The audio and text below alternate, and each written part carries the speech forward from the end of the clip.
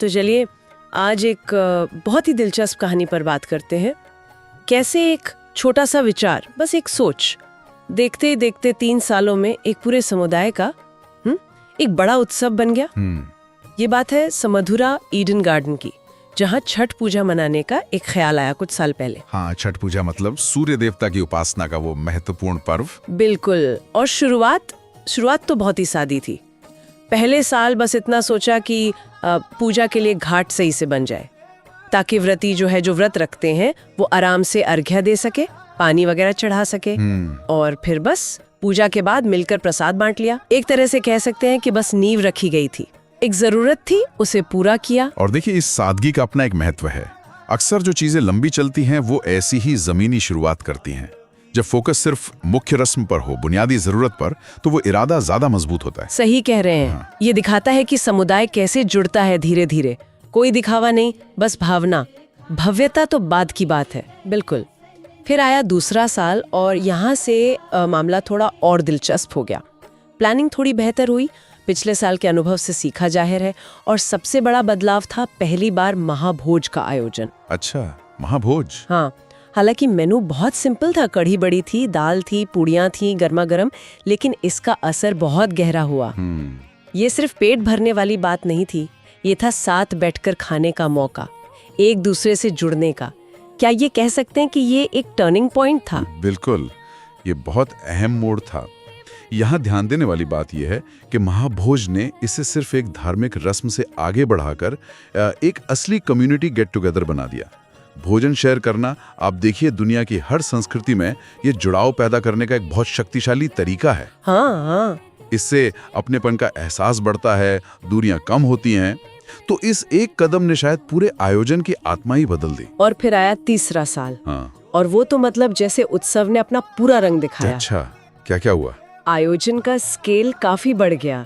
नई चीजें जोड़ी गईं, जैसे कपल्स के लिए कुछ गेम्स थे, बच्चों के लिए कंपटीशन थे, और माहौल में और भक्ति भरने के लिए सुंदरकांड का पाठ भी रखा गया था। वाह। और महाभोज वो तो पहले से कहीं ज्यादा बड़ा और बेहतर था।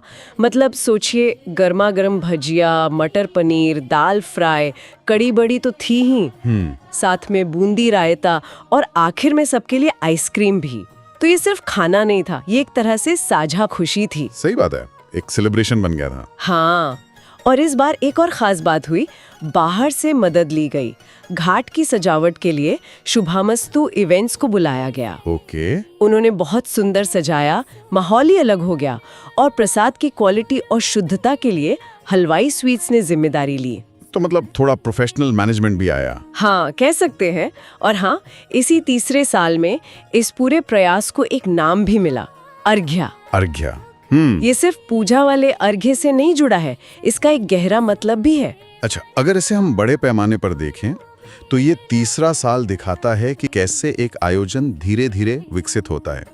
इसमें मनोरंजन आया, सांस्कृतिक चीजें जुड़ी, और मैनेजमेंट भी, जैसा आपने कहा, ज्यादा व्यवस्थित हो गया। हाँ। बाहरी मदद लेना, जैसे डेकोरेटर्स या हलवाई, ये दिखाता है कि कम्युनिटी अब इससे और बेहतर और शायद बड़े स्केल पर करने को तैयार है। ये आयोजन के मैच्योर होने का संकेत है। और जैसा आपने बताया, अर्घ्य नाम, ये सिर्फ एक शब्द नहीं है। नहीं, बिल्कुल नहीं। इसके हर अक्षर में एक भावना है। हाँ। ए से आस्था, आर से रीति, जी से ज्ञान, एच से हर्ष, वाई से यज्ञ, और फिर ए से अर्पण। बिल्कुल। ये नाम उन मूल्यों को दिखाता है जिन पर यह पूरा सामुदायिक प्रयास टिका है। ये दिखाता है कि कैसे एक छोटा सा विचार, सही इरादे और सबकी इच्छा से एक मतलब वाला, एक बहुआयामी उत्सव बन सकता है। तो इस पूरी कहानी का सार क्या निकलता है? यही कि सिर्फ 3 सालों में एक अपार्टमेंट कॉम्प्लेक्स में छठ मनाने का एक छोटा सा विचार, वो एक बड़े, मुनज़्ज़म और अपनेपन से भरे आयोजन में बदल गया। जैसा कि आयोजकों ने भी महसूस किया, अर्घ्य अब सिर्फ एक कमेटी नहीं, एक अपनापन है। ये अपनापन ही तो इसकी सबसे बड़ी कामयाबी है। सही कहा। और अब सबको इंतजार है चौथे साल का। वही उत्साह है कि फिर से घाट सजेगा, श्रद्धा से अर्घ्य होगा, और सबसे जरूरी, सब साथ बैठकर प्यार से खाएंगे। इसका जो मुख्य संदेश है वो यही है कि देखिए, सामूहिक प्रयास और जो हमारी साझा परंपराएं हैं, वो समुदायों को जोड़ने में कितनी अहम भूमिका निभा सकती हैं। जब लोग एक साझा उद्देश्य के लिए, एक साझा विश्वास के लिए साथ आते हैं, तो अपनेपन और सहयोग की भावना अपने आप पनपती है। ये सिर्फ एक इवेंट नहीं रह जाता, ये रिश्ते बनाने का एक जरिया बन जाता है। बहुत